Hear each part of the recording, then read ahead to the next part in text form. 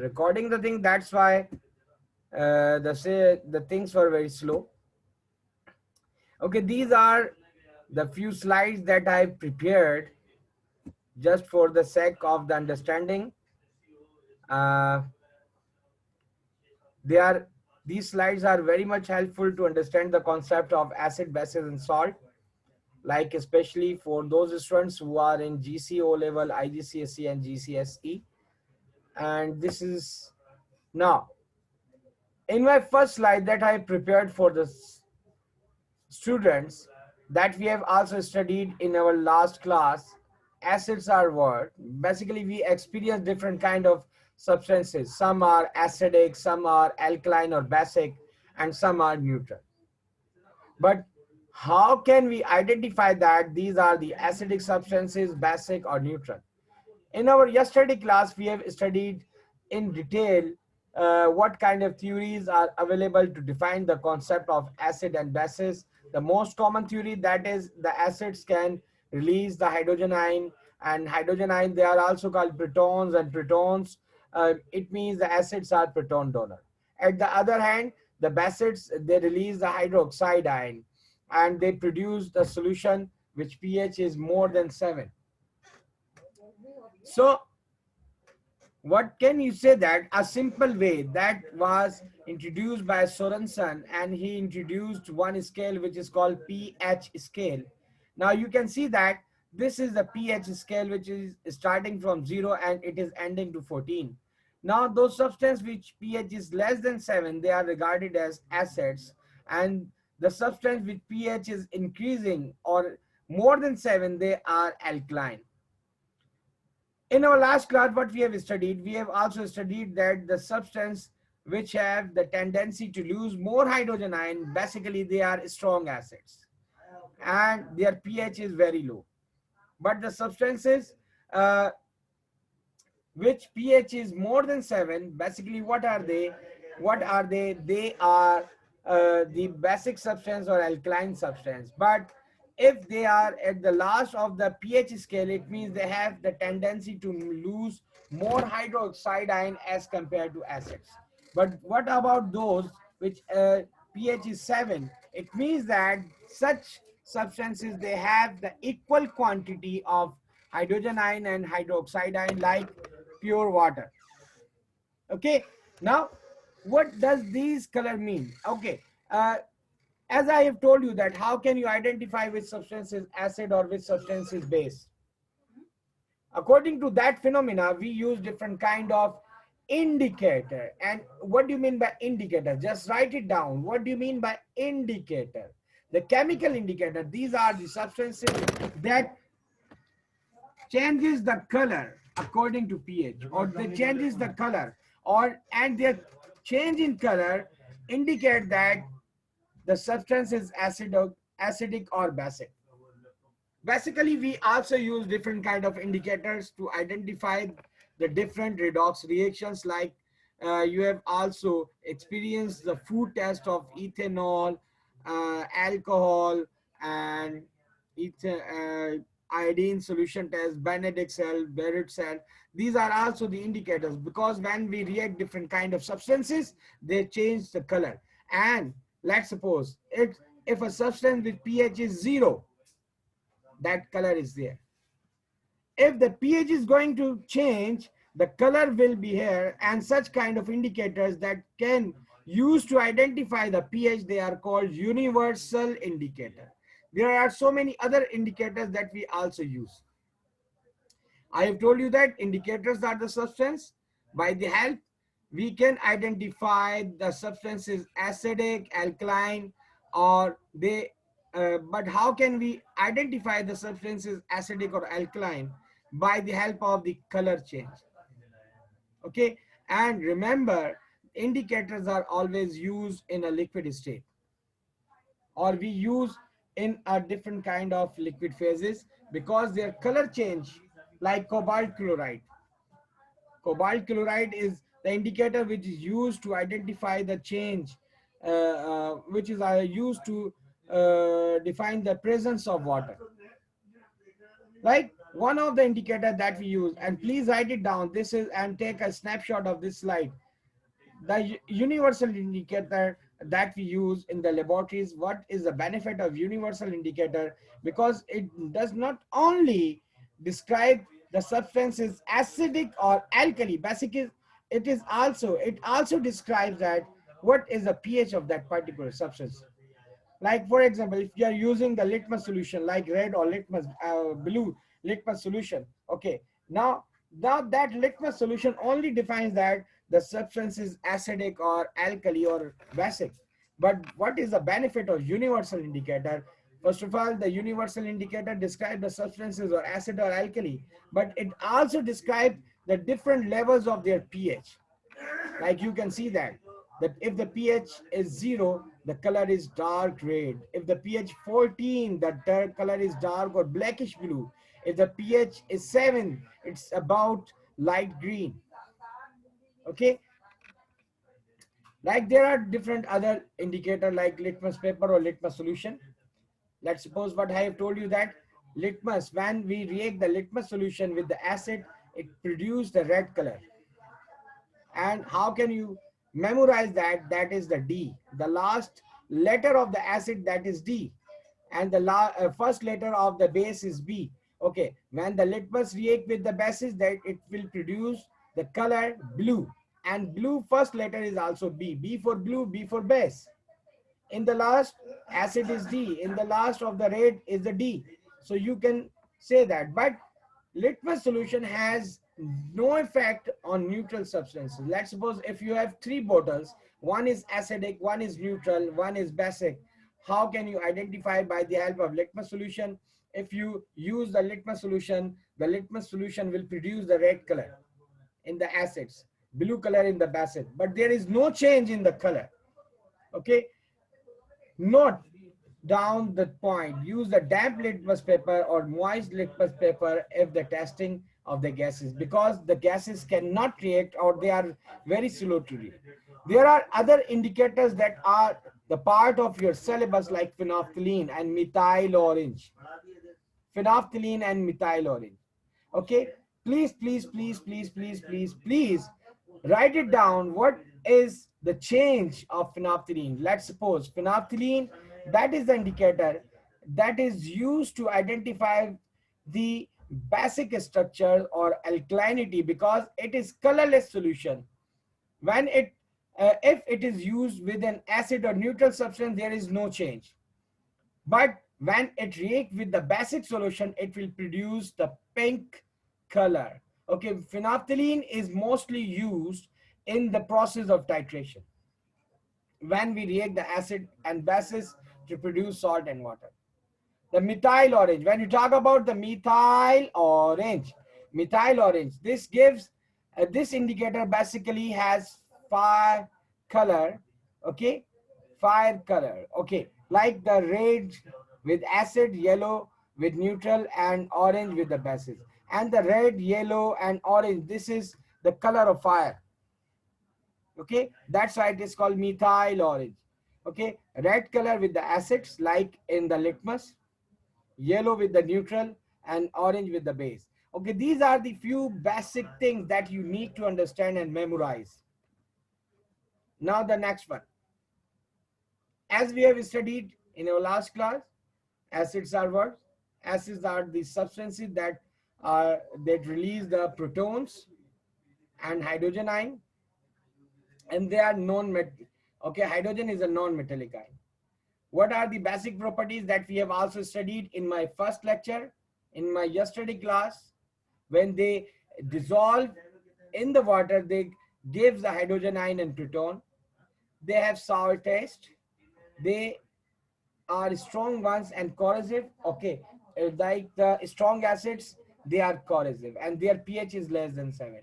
Okay, and all acid must be in aqueous form to be called an acid. For example, if I use the term hydrochloric acid, it means the substance is in liquid state. But if I use the word hydrogen chloride, both have the same formula. What's the difference between like water and ice? The water and ice has the same formula, but what's the difference? Their physical state. Water represent the liquid state, while the ice represent the solid state. In the same phenomena, now look at my cursor. If I use the word hydrochloric acid, the formula is HCl. But if I use the term hydrochloric acid, what does it mean? It means that the acid is in liquid state. But when I use the term hydrogen chloride, it means hydrogen chloride means HCl in gaseous state. Okay, and hydrogen chloride gas is dissolved in water. The most common acid that we use are HCl, hydrochloric acid, H2SO4, sulfuric acid, nitric acid, HNO3, citric acid, and carbonic acid, H2CO3, ethanoic acid, methanoic acid, etc., etc., etc. But these are the most common acids. In our last class, how can we identify the strength of the acids?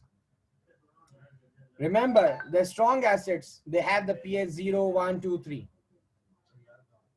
Got it? The strong acids, their pH is about 0 to 3. Okay, weak acids, their pH is about 4 to 6. Strong acid, they completely ionize. The weak acid, they partially ionize, means they have the ability to have the reversible reaction. Okay, the strong acid give, when they are dissolved in water, they give a large amount of hydrogen ion. The weak acids, when they are dissolved in water, they give only a little quantity or small quantity of hydrogen ion. What are the strong acids? HCl, sulfuric acid, and nitric acids.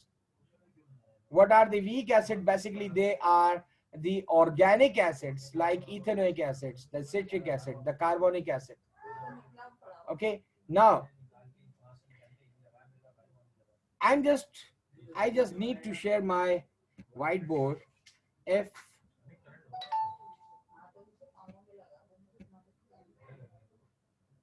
I'm just going to share my whiteboard, how can you identify which substance is a strong acid and which one is weak acid? Let's suppose the one of the basic thing, like I'm just using HCl.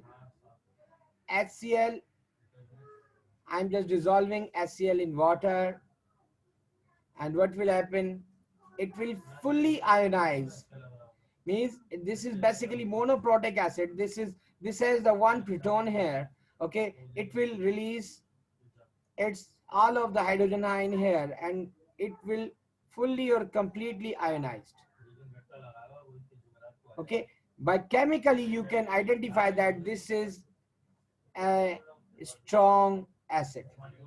Like in case of ethanoic acid, what is the formula of ethanoic acid? That is CH3 COOH. Okay, CH3COOH. Okay, this is an organic acid. Okay, when I try to dissolve that acid in water, it will not fully ionize and it will make the ion like that. It will give a little quantity of hydrogen ion, and it will produce what? It will produce like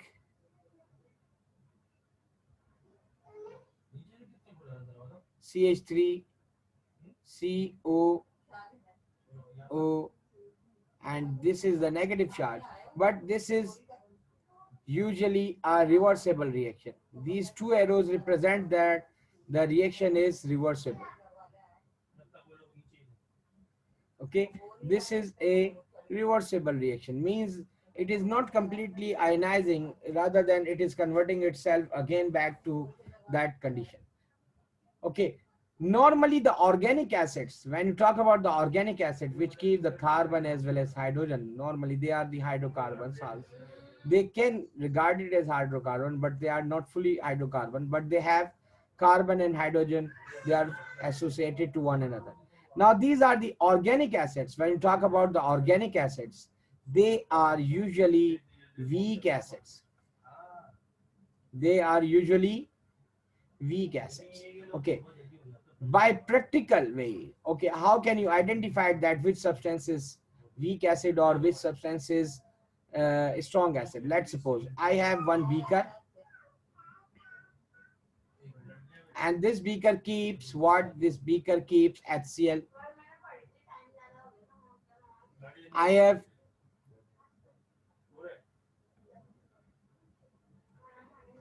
another beaker, and I have what kind of acid? I have CH3COOH, means ethanoic acid.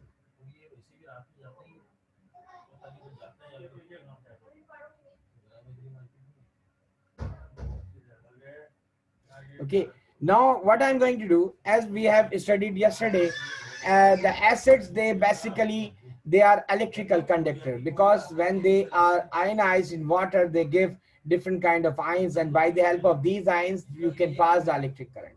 Okay, let's suppose I'm just going to connect the HCl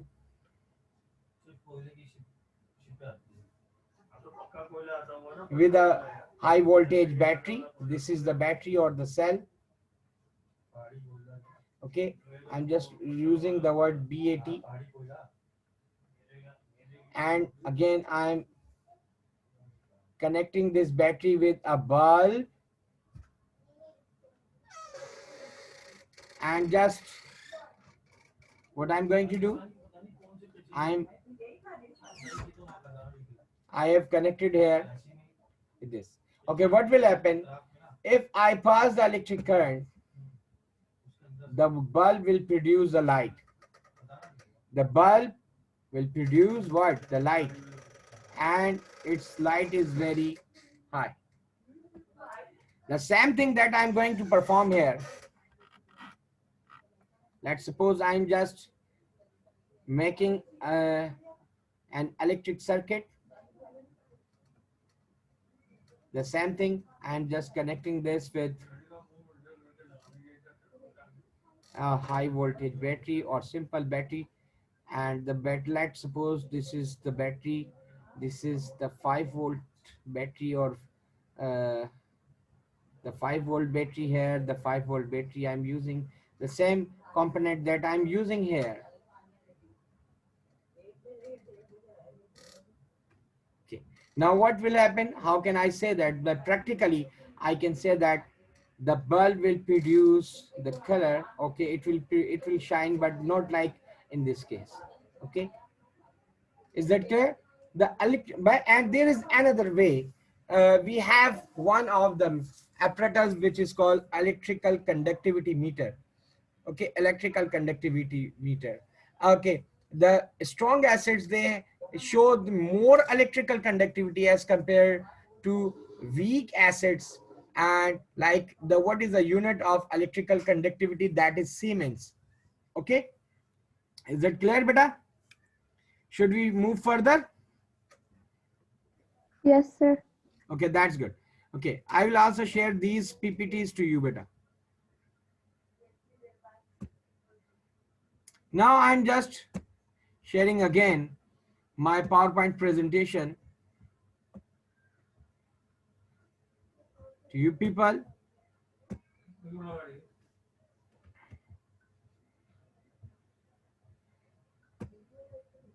Just give me a minute.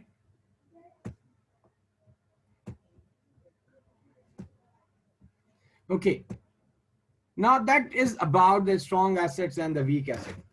But there is another term that we use, the concentrated acid and diluted acids. This is a basic term that you may use in your daily experiences. The term concentrated and diluted, we will more focus in the chapter of molar concentration.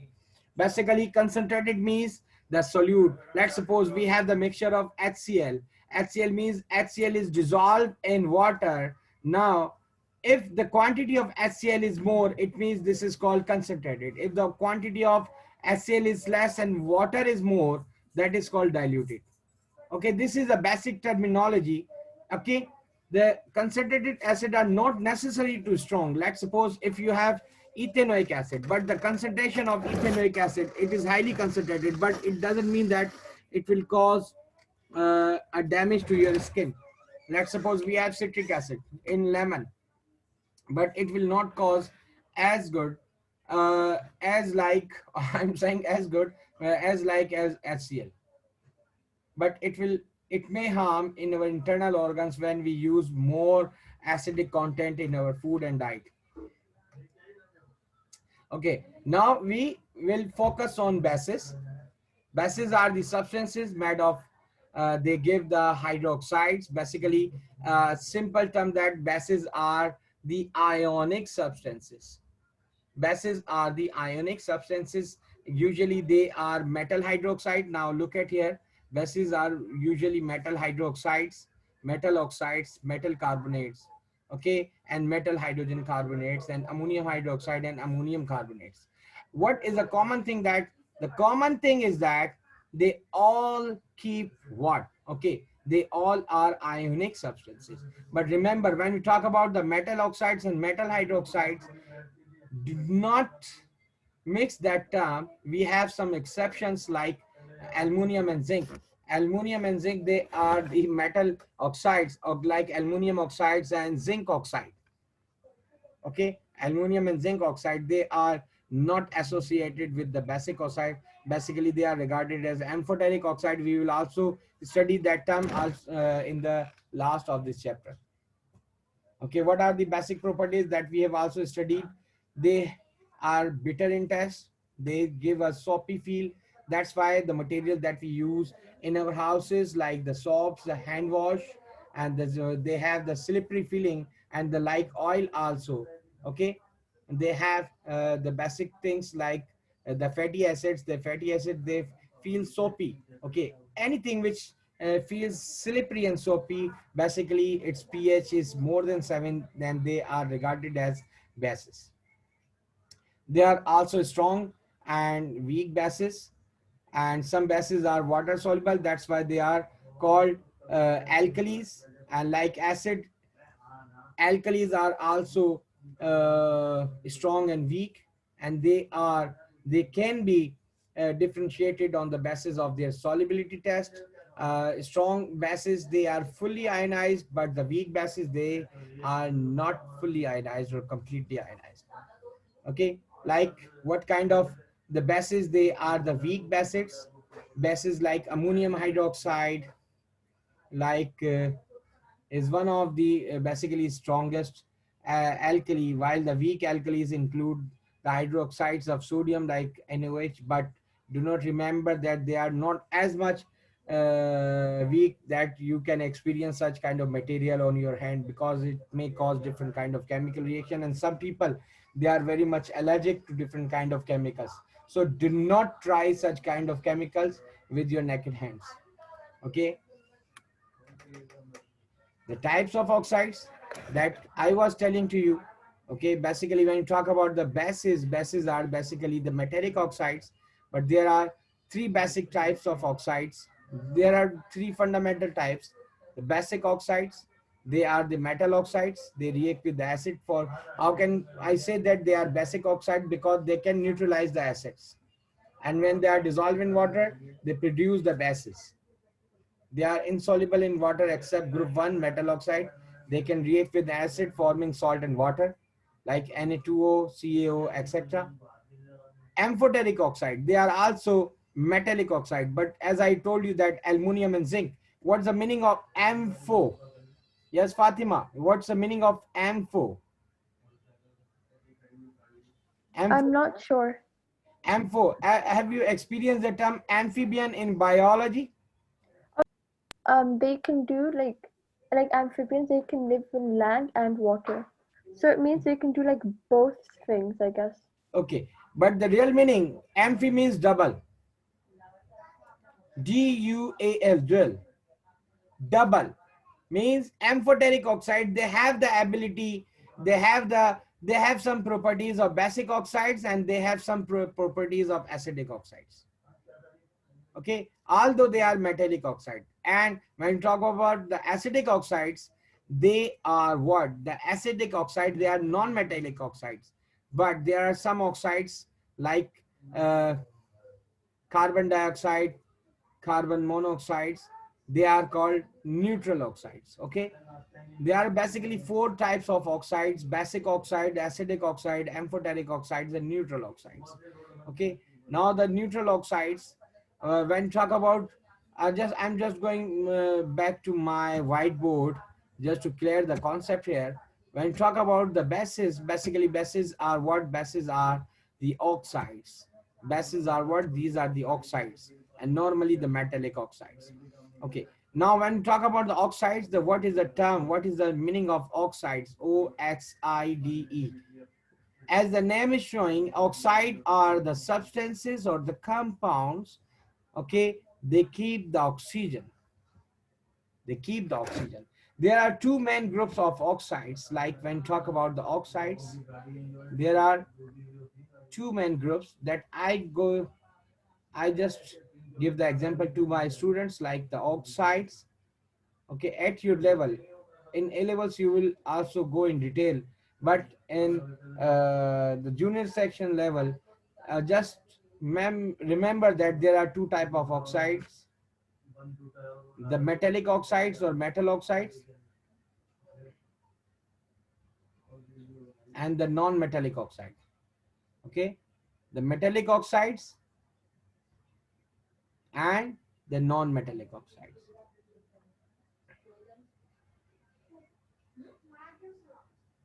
Okay, just write the things here: the non-metallic oxides. The one more thing that I need to share here, when you talk about the metallic oxides, basically there are two group of metallic oxide. One is called basic oxides, and other one is called amphoteric oxide.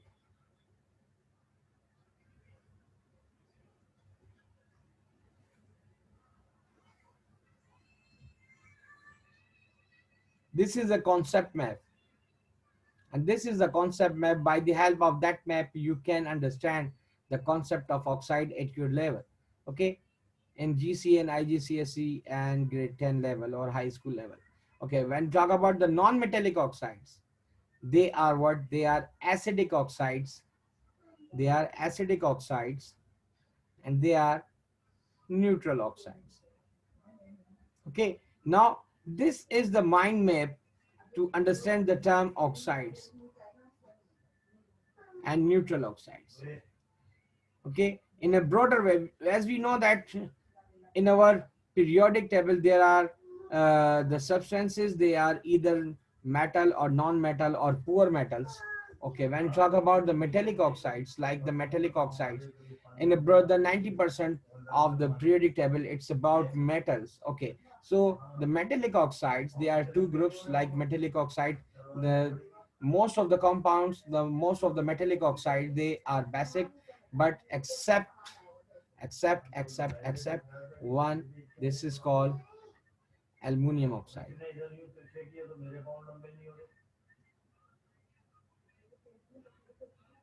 Okay, and zinc oxide. Okay, aluminum oxide and zinc oxide. Okay, now why I'm saying that, like for example, I'm giving the example of in our last class what we have studied: when the acids react base, they produce what? They produce salt, and they produce what? They produce water. Okay, this is the reaction which is called neutralization reaction. Okay, beta, acid and react, they produce what? They produce salt and water. Okay, like in this case, the basic oxide, like I'm just going to give the group 1 metals like sodium. Okay, like sodium oxide, this is Na2O, like sodium oxide. Okay, when sodium oxide, when it is dissolved in water, it will produce what? When sodium oxide, it is dissolved in water, it will produce what? It will produce sodium hydroxide, which is called NaOH. And NaOH is a pure base. And the second thing, like the sodium oxide, sodium is a metal. Okay, and I'm just going to reacting with any kind of acid here. Let's suppose any kind of acid. If I'm just going to react the sodium oxide with any kind of acid, I'm not giving the name of any kind of acid. Just the basic concept, just for the sake of basic concept, Na2O, like sodium oxide and acid, it will produce what? It will produce salt and water. They will neutralize one another. Now I will jump to acetic oxide, not the amphoteric oxide. Then I will move to uh, the next term. Like acetic oxide, they are non-metallic oxide. I'm going to give you one example here, uh, like sulfur dioxide. Sulfur is non-metal, oxygen is also non-metal. When it will react with water, it will produce what? It will produce oxides of sulfur like sulfur dioxide as well as sulfur trioxide. These are the two oxides and they are acidic oxide. When it will react with water, it will produce sulfuric acid and sulfuric acid. Okay. When SO3 will react, it will produce what? It will produce sulfuric acid. This is called, what is the formula of sulfuric acid? That is H2SO4. And these are also the cause of acid rain. We will also discuss that topic. Sulfuric acid and sulfuric acid. Sulfurous acid. Okay. Sulfuric acid and sulfurous acid. I'm not going in the detail how they are formed because we will also study these topics while to study the acid rain reactions.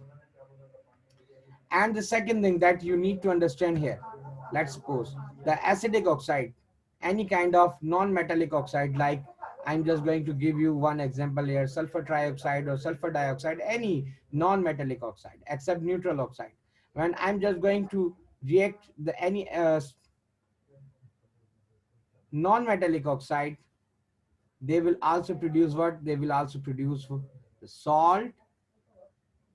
They will also produce salt and water. Got it? So now I will move back to amphoteric oxide. What is the meaning of ampho? When we talk about ampho, okay, the word ampho means,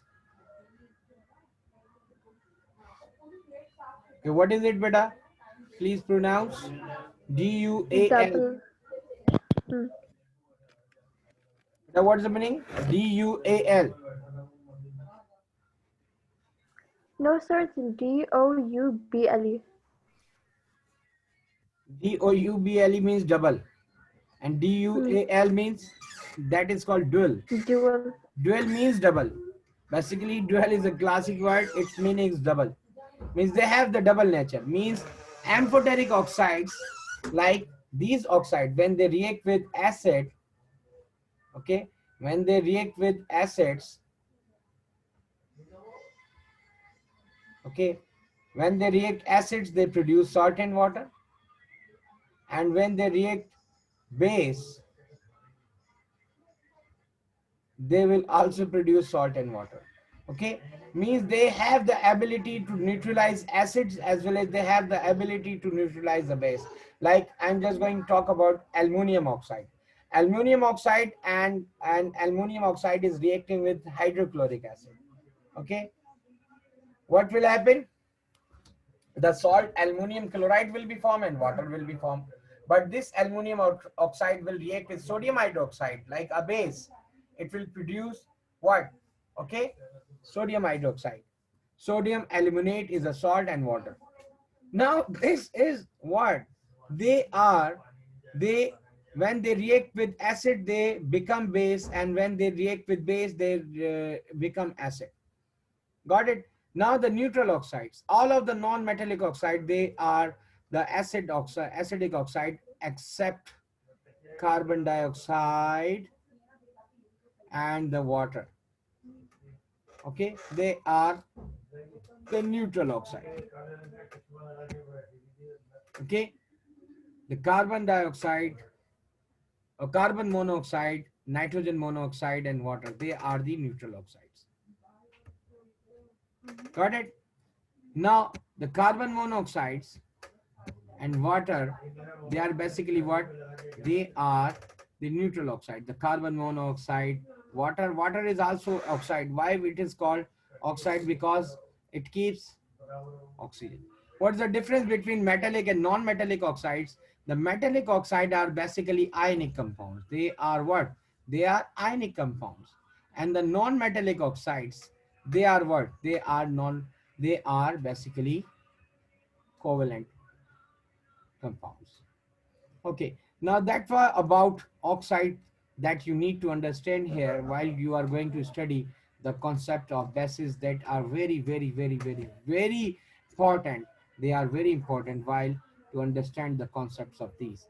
Okay, now I'm just moving to my slides that I was also sharing with you. Okay, now these are the things. Now,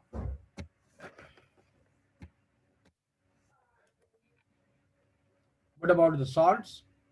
Salt is a neutral ionic compound. Okay, just I'm using that word neutral. There are some other types of salt. They are called acidic salts and basic salts. I'm not going in detail because they are not the part of your syllabus. Salts are what basically they are also neutral salts. Like give me one example, that is sodium chloride, NaCl. Na is a metal and Cl is a non-metal. So the bonding between metal and non-metal, they are what? They are regarded as ionic substance. Okay, like we will also discuss the topic of salt inshallah tomorrow. And till yet you have any kind of difficulty, you may ask to me. Is there any difficulty? No, sir. Everything is clear so far. Okay, that's very good. That's very good. Now focus on these points. But now the task that I'm going to give you, just read out your book also. Just read out your book.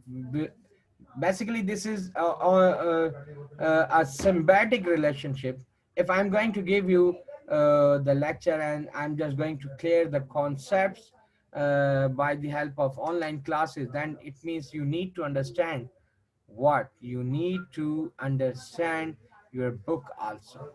And just I will feel happy if you give me a one of the clear view that, so these are the things that I'm not able to understand. Just give me a WhatsApp and just give me a thing that, sir, these are the things that I am not able to understand. While inshallah we are going to have the class, inshallah I'm also uploading that slides to my YouTube channel for any kind of revision. Please, please, please, please visit that and share this channel to your friends also to help them. Okay, thank you very Sir, much. can you send me the slides? Yeah, inshallah, I'll also send you the slides. Okay, Allah Hafiz. Allah Hafiz.